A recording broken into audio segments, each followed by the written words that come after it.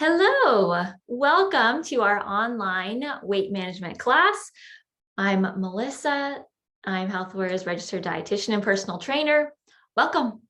Today, we are talking about portion control without calorie counting for the holidays. Nutrition is arguably one of the most important components of weight management or weight loss. Think about this. It'll put it into perspective. For someone who weighs 180 pounds, it would take about an hour of walking at 3.5 miles per hour, which is a decently good clip, to burn off one piece of Costco pumpkin pie without whipped cream. And that can be eaten in a matter of minutes, right?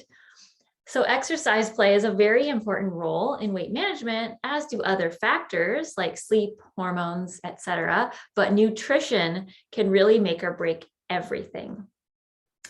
So we're going to talk about portion control without calorie counting today, because most people are not able to or don't want to count calories for the holidays like Thanksgiving. However, I do want to quickly touch on calorie counting.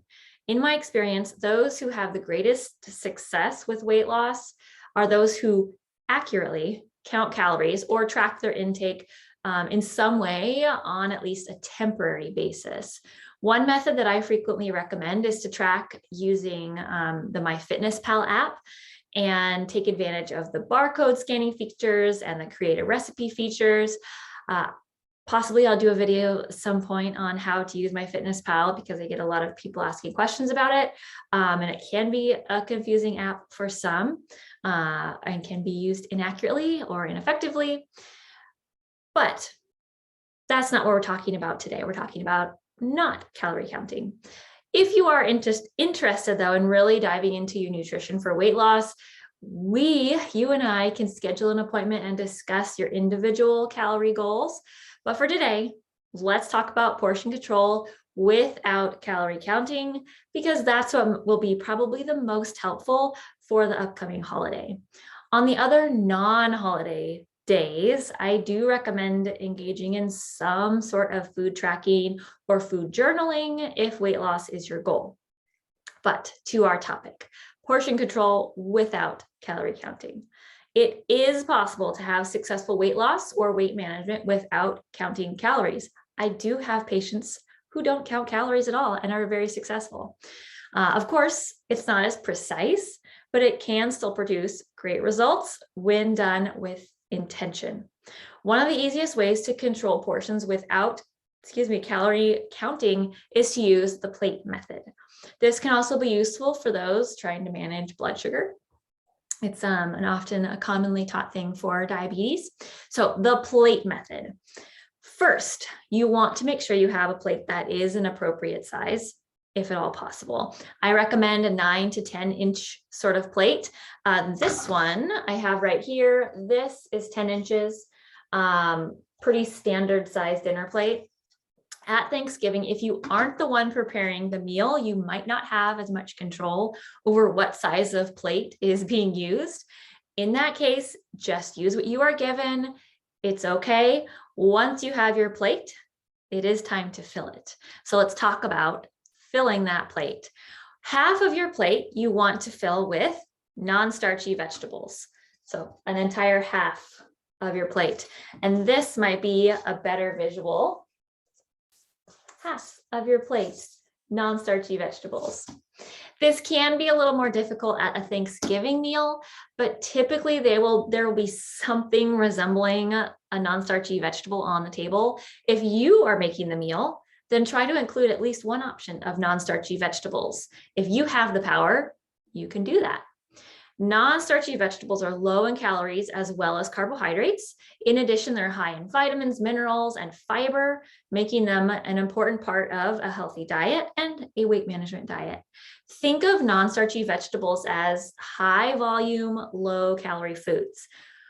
As an example, 1 cup of cooked broccoli has about the same number of calories as a half tablespoon of butter. If you think 1 cup, about the size of my fist, half tablespoon is about the top of my thumb joint. So a big difference in calories, broccoli versus butter.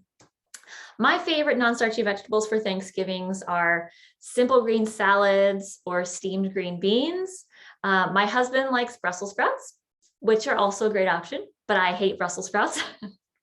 Other examples of non-starchy vegetables would be asparagus, broccoli, cauliflower, Brussels sprouts, like I said, cabbage, carrots, celery, cucumber, eggplant, leafy greens, mushrooms, peas, green peas, excuse me, like the snow pea kind of ones, those green kind of peas, peppers, zucchini, spaghetti squash, tomatoes. There's a whole bunch of non-starchy vegetables that exist out there. There are a few vegetables that do not qualify as non-starchy vegetables, and we will discuss those in a moment.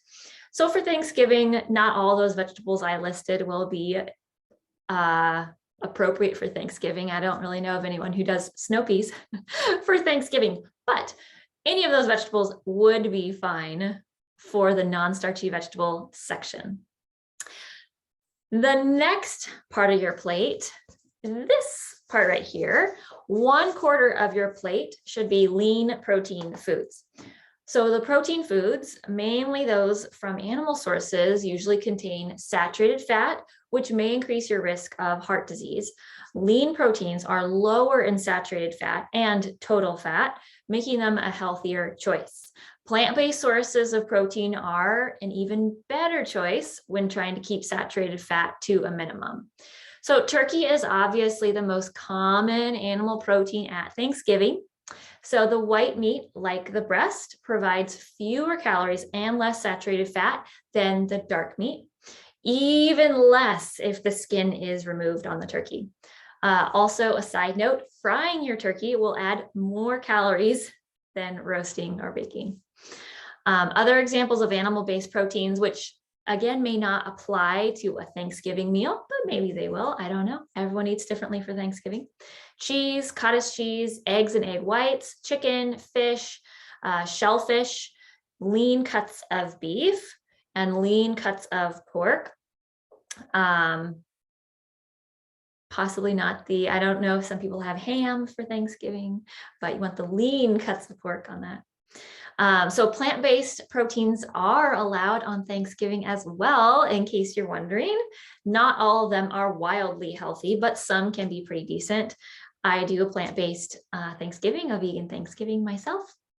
Examples of plant-based proteins, again, may not be necessarily applicable to Thanksgiving, but beans, lentils, falafels, nuts and seed butters, edamame, tofu, tempeh, seitan, other types of meat substitutes, all those are in that lean protein category. And then the final portion of your plate, the final quarter, this is your carbohydrate quarter, right? I keep missing the carbohydrate quarter right there. Now, I recognize that this is very, very tough for Thanksgiving. I will be completely truthful about that, but do your best, right? This is the general template.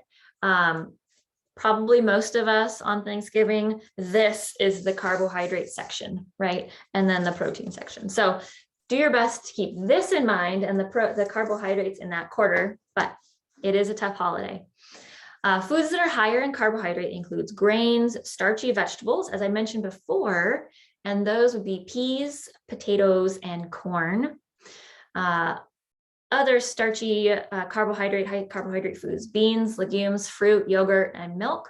Limiting your portion of carbohydrate foods to the 1/4 of your plate can help keep your calorie intake down, as well as manage your blood sugar if that's something that you're trying to be conscious of. Within the carbohydrate section, it's recommended that at least half of your grains are whole grains. So for example, whole wheat bread, whole wheat pasta, brown rice, quinoa, oats, those sorts of things. I actually make stuffing for Thanksgiving that uses 100% whole wheat sourdough bread that I bake myself, so I know what's in it, and it's delicious. Can't tell the difference. So doing switches like that for Thanksgiving, using whole wheat bread for your stuffing or whatever you're making, can help get a little bit more nutrition in there.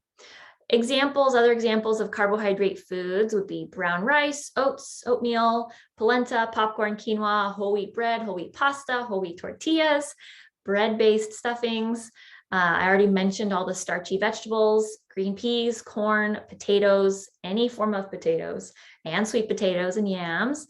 Plantains, acorn squash, and butternut squash are actually in that starchy vegetable category. Any of the beans and legumes, and they do have protein in them, so they kind of double in the carbohydrate and the protein sections, but they do contain a decent amount of carbohydrate. Fresh fruits and dried fruits are high in carbohydrates, as well as any of the dairy products, milks, and yogurts. Those are carbohydrate foods as well. And some of the non-dairy options too. Many of the non-dairy milk alternatives, almond milk, those sorts of things, if they're unsweetened, they don't really have that many calories, but the sweetened ones or the yogurts, those ones would be carbohydrate foods as well. And then the final small category, if we want to call it that, would be your beverage. Water or a low-calorie beverage on the side of your plate.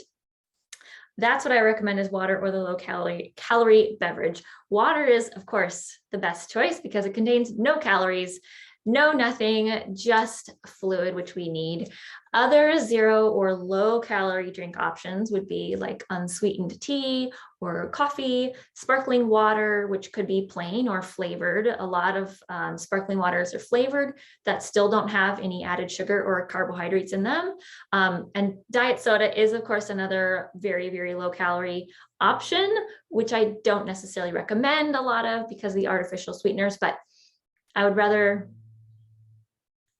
I guess I would say I suppose I would rather have people drink diet soda than regular soda, but I'm not so sure I would say that quite definitively, but it's an option, I guess. Alcohol is definitely a popular holiday beverage. So if you choose to partake in alcohol, try to aim for a moderate intake. Moderate intake means for women, 1 drink per day, and men, 2 drinks per day. If you're trying to watch your weight, alcohol is just going to be adding extra calories, and drinking our calories tends to go a lot quicker than we realize. I like to chew my calories, so I usually aim for water or a very low calorie beverage or a really small amount of sparkling Martinelli's or whatever, the non-alcoholic stuff. Yeah, so keep those beverages in your mind about how many calories you might be adding in to your holiday meal. I also wanted to talk about combination type of foods. So our meals, Thanksgiving meals, any meals, don't necessarily always fit into these perfect little sections of the plate. Many dishes combine the different food groups together, like soups or casseroles, and not on Thanksgiving perhaps, but pizzas and sandwiches and burritos, things like that. You can still use the plate method when preparing and portioning those types of foods, though. You just need to identify, use your critical thinking, critical analysis skills, identify the different foods within that dish, and think about where they would fit in the plate. So let's take pizza as an example, which isn't necessarily a Thanksgiving food for most people, but you never know. So in a slice of pizza, the crust would be, of course, your carbohydrate food, the cheese and any meats. On top would be your protein foods, and then the tomato sauce and any vegetables on top would be the non-starchy vegetables. So try to prepare combination dishes with the same proportions as the plate as best as you can. So to build a pizza using the plate method, I'd recommend using thin crust to reduce the portion of carbohydrates, top it with lots of vegetables instead of lots of meat, lots of vegetables and lean meats or a small amount of cheese. Stick to just 1 or 2 slices if you can, and then serve it with the side salads that you have at least half of your meal as the non-starchy vegetables. And again, pizza is not a great example for Thanksgiving, but you get the point. I'm sure there will be probably foods on all of our Thanksgiving tables that sort of go into that combination food realm. So do your best with trying to analyze the amounts in there. In summary, you don't have to follow any kind of special diet or overly detailed nutrition plan to manage your weight or to lose weight. However, you do actually need to think about nutrition to some extent, perhaps even more so than exercise. As I mentioned way at the beginning with my exercise pumpkin pie example. The plate method that we just discussed is one of the simpler ways to manage your intake without going completely crazy with trying to count calories, which can be very helpful for the holidays like Thanksgiving. Most of us, I'm sure, don't want to try to count calories of our stuffing and our pumpkin pie and all that, but using the plate method can help. If you don't currently count calories or track your intake at all, I suggest trying the plate method as a step towards your weight management goals. You have, if you're watching this on Thursday, you have 1 week until Thanksgiving. So maybe try it out for a day or 2 or 3 between now and Thanksgiving and see how it goes. What do you have to lose besides weight? That's all I have for you today. I hope you learned a little bit of something new, perhaps get your mind working, thinking about Thanksgiving holiday. I don't know. I know that I'm going to have non-starchy vegetables at my Thanksgiving. I'm cooking Thanksgiving this year.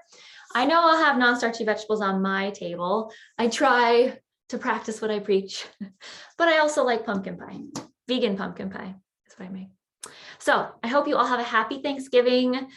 Do your best with this plate if you can, but also remember it is 1 day out of the entire year. So if you can't keep your plate perfectly portioned like this, it's not the end of the world.